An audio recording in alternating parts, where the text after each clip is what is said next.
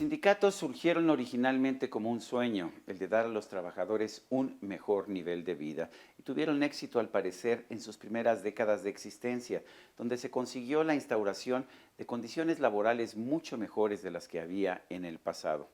Con el tiempo, sin embargo, los sindicatos se volvieron corruptos y empezaron a perseguir no el bien de los trabajadores, sino el beneficio de los propios líderes sindicales.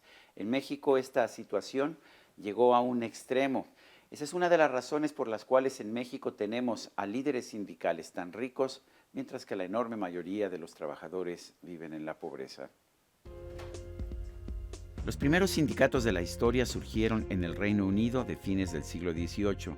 Empezaba ya la revolución industrial a impulsar una transformación económica que tendría consecuencias muy importantes.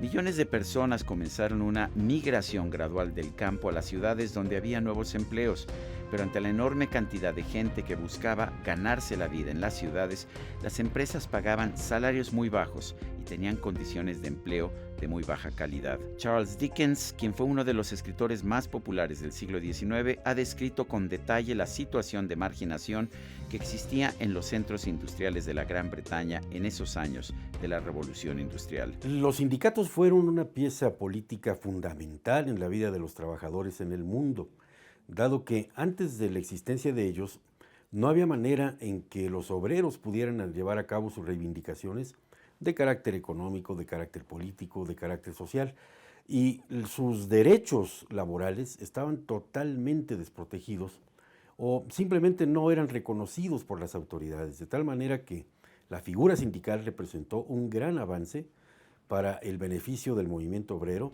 Sin embargo, los trabajadores preferían seguir migrando del campo a las ciudades, porque a pesar de todos los horrores que narraba Dickens en las ciudades, en el campo no había ninguna oportunidad de trabajo o de educación. El propio Adam Smith, uno de los primeros economistas que defendió el libre mercado y que creó de hecho el concepto de la mano invisible del mercado, señaló la inequidad de las negociaciones entre patrones y trabajadores, lo cual llevaba a deprimir los sueldos y a mantener malas condiciones laborales.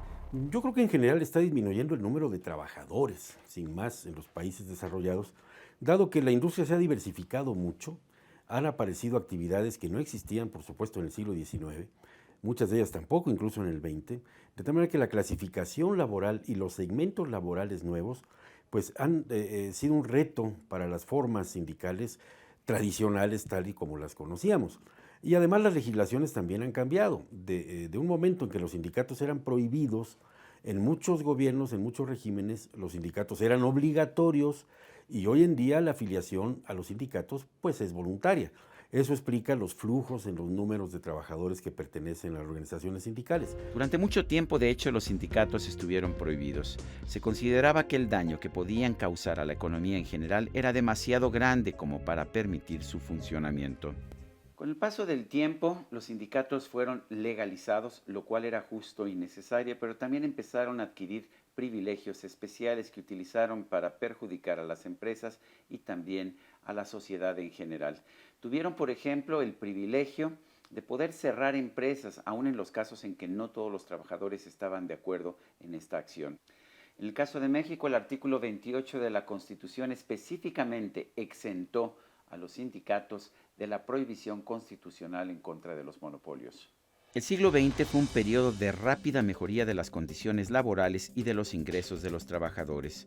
Los sindicatos han afirmado que esto fue producto del trabajo que realizaban, aunque algunos especialistas afirman que lo que ocurrió más bien es que se registró una creciente prosperidad producto de un sistema capitalista cuyos beneficios se extendieron primero de los dueños para después alcanzar a los trabajadores, especialmente cuando disminuyó la migración del campo a las ciudades, lo que hizo que la mano de obra no fuera ya tan abundante como antes.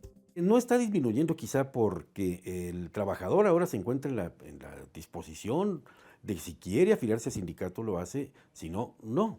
Esto que en el siglo XX, la mayor parte de la era del así llamado corporativismo, la afiliación a los sindicatos era voluntaria. En México, los trabajadores todavía identifican al sindicato pues, como una forma no solo de representación colectiva de sus intereses y de sus reivindicaciones, sino además de hacer presencia con su organización del movimiento frente a las autoridades y frente a la sociedad.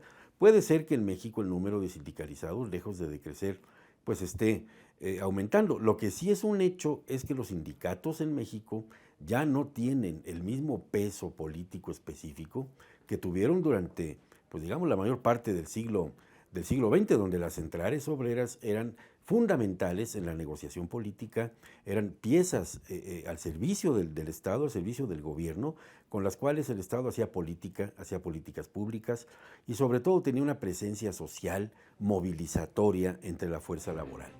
En la segunda mitad del siglo XX, los sindicatos se convirtieron en parte integral de algunos partidos políticos y de hecho se volvieron también organizaciones que defendían más sus propios intereses y los de sus líderes que los de la sociedad en general o los de los propios trabajadores. Durante el gobierno de Margaret Thatcher en los años 80 en el Reino Unido, por ejemplo, los sindicatos mineros se opusieron con un gran despliegue de fuerza al cierre de minas propiedad del gobierno que perdían enormes cantidades de dinero público. La popularidad que alcanzó Margaret Thatcher, que le permitió permanecer un largo periodo en el poder y llevar a cabo reformas que impulsaron la modernización y el crecimiento de la economía británica, fue en parte producto de la firmeza con la que enfrentó una violenta huelga que llevaron a cabo los sindicatos mineros. Desde la década de 1980 empezó a registrarse, sin embargo, una caída en la importancia de los sindicatos en las economías de los países desarrollados. Muchos trabajadores simplemente se negaron a afiliarse ya a los sindicatos porque sentían que estos no defendían sus intereses, sino los de sus líderes. No hay una obligación legal de que exista un solo sindicato. De hecho, como decíamos, la afiliación ya hoy en día es voluntaria.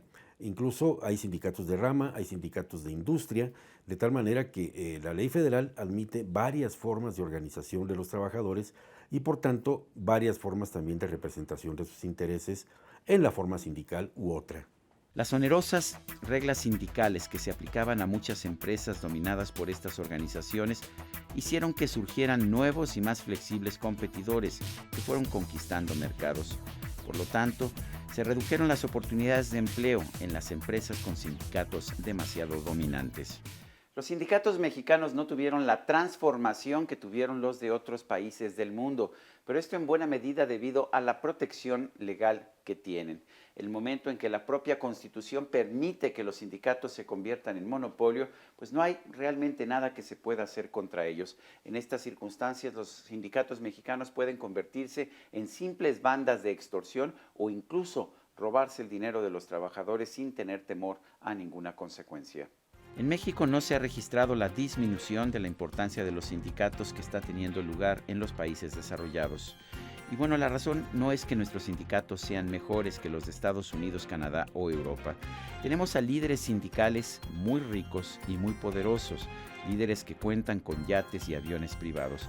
En cambio, los trabajadores mexicanos siguen teniendo ingresos muy bajos. En México, la riqueza imputada, cierta o falsa, de los líderes sindicales es un fenómeno político que viene desde la era del corporativismo grande con el general Cárdenas, la gran presencia de las masas trabajadoras organizadas, que en la medida en que eran piezas de negociación entre el gobierno, los trabajadores y los empresarios, significaban que los líderes fueran encumbrados pues, por prebendas políticas, por curules, por escaños, y además de eso, pues también eran, muy recompensados por sus servicios, y en esa medida, pues sí hubo un enriquecimiento de los líderes durante toda la historia del sindicalismo. El problema en México, tanto para mantener a los sindicatos que no ayudan a los trabajadores como para permitir la corrupción, es la propia legislación. En nuestro país es casi una obligación contar con un sindicato. De hecho, las empresas que no tienen sindicato y cuyos trabajadores o empleados no quieren uno, tienen de todas formas que contratar a uno para protegerse de otros sindicatos que llegan a la empresa para extorsionar a la administración. Si usted o yo hacemos alguna modificación o ampliación en nuestra casa con el apoyo de un albañil, seguramente recibiremos pronto la visita de un agente del sindicato que exigirá un pago de dinero para la organización. Al sindicato no le interesa darle ningún apoyo al trabajador, ni siquiera en caso de conflicto de accidente laboral. lo único que quiere es cobrar el dinero de los líderes. Estas reglas son las que han permitido que los líderes sindicales mexicanos sean tan ricos y que los trabajadores sigan siendo igual de pobres o más incluso, porque las restricciones que generan los sindicatos hacen que disminuya la inversión productiva. Desde luego que la transparencia yo la considero como un hecho obligatorio en cualquier organización que represente colectivos y donde estén reflejados los intereses de alguien, en este caso los trabajadores. Los primeros que debieran exigir transparencia en sus sindicatos son los propios trabajadores. Es una lucha que debe de empezar con el trabajador mismo, porque él tiene todo el derecho del mundo para exigir saber dónde van sus cuotas, en qué son invertidos sus recursos y qué hace el sindicato con su patrimonio. Otro factor que contribuye a la corrupción y al enriquecimiento de los líderes sindicales es la falta de transparencia. Con la bandera de la autonomía sindical, los dirigentes de estas organizaciones se niegan a abrir la información financiera de sus sindicatos, ni siquiera los trabajadores. El resultado es que los sindicatos con mucha frecuencia utilizan los recursos que deberían ser de los trabajadores para gastos personales. Para que el sindicato sea una forma efectiva, eficaz y honesta de la representación de los trabajadores, estos deberían de exigirse a sí mismos tener elecciones democráticas y representativas, transparencia en las cuentas que tienen de su patrimonio y de su peculio, y tener una vigilancia constante sobre el ejercicio presupuestal y sobre la conducta de sus líderes. No se les otorga un mandato a los líderes, se les otorga una representación, de tal manera que los trabajadores son los primeros. En la medida en que son los primeros interesados, ellos mismos deben de hacer un paso audaz y exigirse ellos mismos darse una estructura sindical transparente y honesta. Esto ocurrió, por ejemplo, en el caso de la maestra Elbaster Gordillo del Sindicato de Maestros, pero lo mismo parece ocurrir con Víctor Flores de los ferrocarrileros, Carlos Romero de Champs de los petroleros y muchos, muchos más. La idea original de los sindicatos era, por supuesto, muy positiva. Darle un mejor nivel de vida a los trabajadores. En un principio parece haberse logrado ese propósito, aunque vale la pena señalar que el aumento de la productividad en la economía de los países desarrollados tuvo mucho que ver en mejorar el nivel de vida de los trabajadores. El problema es que hasta los mismos trabajadores hoy se están distanciando de los sindicatos. No sienten que estos les aporten nada y sí se dan cuenta que les quitan dinero. El único lugar donde esto no está ocurriendo es en México, porque la legislación está hecha para proteger a los sindicatos, o más bien a los líderes de los sindicatos. Parece que es más importante en nuestro país proteger la riqueza de los líderes sindicales que la libertad de los trabajadores. Yo soy Sergio Sarmiento y esto es 13 en Libertad.